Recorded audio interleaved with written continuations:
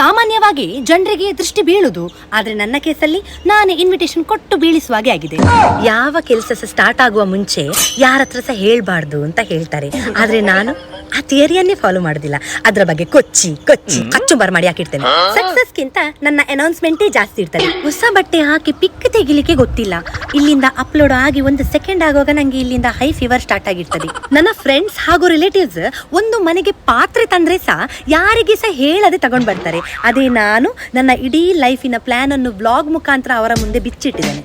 ಹೊಸ ಗಾಡಿ ತೆಗೆದ ಖುಷಿಯಲ್ಲಿ ಶೋರೂಮ್ ಇಂದನೇ ಒಂದು ಫೋಟೋ ತೆಗೆದು ನಾನು ಸೋಷಿಯಲ್ ಮೀಡಿಯಾ ಪ್ಲಾಟ್ಫಾರ್ಮ್ ಅಲ್ಲಿ ಅಪ್ಲೋಡ್ ಮಾಡಿದೆ. ಅದು ಮಾಡಿ ಮನೆ ರೀಚ್ ಆಗುವಷ್ಟರಲ್ಲಿ ಗಾಡಿಗೆ ಆಕ್ಸಿಡೆಂಟ್ ಆಗಿ ಗಾಡಿ ಗ್ಯಾರೇಜಿಗೆ, ನಾನು ಹಾಸ್ಪಿಟಲಿಗೆ. ನನ್ನ ಕಸಿನ್ಸ್ ಒಂದೇ ಒಂದು ವಿಷಯ ಸಹ ನನ್ನ ಹತ್ರ ಬಾಯ್ ಬಿಡುದಿಲ್ಲ, ಆದ್ರೆ ನಾನು ಎಲ್ಲಾ ವಿಷಯ ಅವರಿಗೆ ಡಿಟೇಲ್ ಆಗಿ ಹೇಳಿ ಕೇಳಿ 10 ಸರಿ ಅವರ ಅಡ್ವೈಸ್ ತಗೊಳ್ಳಿ ಮಾಡ್ತೇನೆ. 4 ತಿಂಗಳ ನಂತರ ಸ್ಟಾರ್ಟ್ ಆಗುವ ಬಿಸ್ನೆಸ್ ಬಗ್ಗೆ ನಾನು ಮಾತಾಡುವ ರೇಂಜ್ ನೋಡಿದ್ರೆ ಈಗಾಗಲೇ ಪ್ರಾಫಿಟ್ ಬಂತು. ನಾನು ಸ್ವಿಟ್ಜರ್ಲೆಂಡ್ ಟೂರಿಗೆ ಹೋಗಿ ಎಂಜಾಯ್ ಮಾಡುವ ರೇಂಜಿಗೆ ಮಾತಾಡ್ತೇನೆ. Back to back bad luck ಆಗುವುದನ್ನು ನೋಡಿ ನನಗೆ ಡೌಟ್ ಆಗ್ತಾ ಉಂಟು, ಒಂದು ದೊಡ್ಡ ಟೀಮೇ ರೆಡಿ ಆಗ್ತಾ ಉಂಟಾ ಅಂತ ನನ್ನ ಲೈಫ್ ಲಗಡೆ ತೆಗಿಲಿಕ್ಕೆ. ಪಾಪ ನನ್ನ ಮಮ್ಮಿ ಕಣ್ಣಿದು ಕಾಡಿಗೆ ತೆಗೆದು ಕುತ್ತಿಗೆ ಹತ್ರ ಹಾಕು ಮಗ, ನಿಂಗೆ ದೃಷ್ಟಿ ಬೀಳುದಿಲ್ಲ ಅಂತ ಹೇಳ್ತಾಳೆ. ಅವಳಿಗೇನು ಗೊತ್ತು, ನಾನು ಇಡೀ ಮುಖ ಕಪ್ಪು ಮಾಡಿದ್ರೆ ಸಹ ನನಗೆ ಬೀಳುವ ದೃಷ್ಟಿ ಬಿದ್ದೇ ಬೀಳ್ತದೆ. ಅಂದ್ರೆ ಪ್ರಾಬ್ಲಮ್ ಇರುದು ಇಲ್ಲಿ ಅಲ್ಲ. ಕೆಲವರು ನಂಜು ಕಾರುದು ಅವರ ಮುಖದಲ್ಲಿ ಉಕ್ಕಿ ಹರಿತದೆ, ಅಂದ್ರೆ ಅವರ ಕಣ್ಣೇ ಹೇಳ್ತದೆ ಅವ್ರು ನಮ್ಮನ್ನು ಕಣ್ಣಲ್ಲೇ ಕೊಲ್ತಾ ಇದ್ದಾರೆ ಅಂತ. ನಮ್ಮ ಮನೆಗೆ ದೃಷ್ಟಿ ಬೀಳ್ಬಾರ್ದು ಅಂತ ದೃಷ್ಟಿ ಬೊಂಬೆ ತಂದು ಇಟ್ಟಿದ್ದೇನೆ.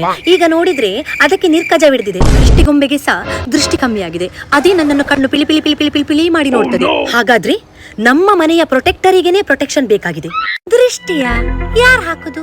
ಅದೆಲ್ಲ ಸುಮ್ಮನೆಪ್ಪ, ಅದೆಲ್ಲ ಮೂಢನಂಬಿಕೆ, ಅದೆಲ್ಲ ಹಾಗೆಲ್ಲ ಇಲ್ಲ ಅಂತ ಹೇಳುವವರೇ ನಿಮ್ಗೆ ದೃಷ್ಟಿ ಹಾಕುದು.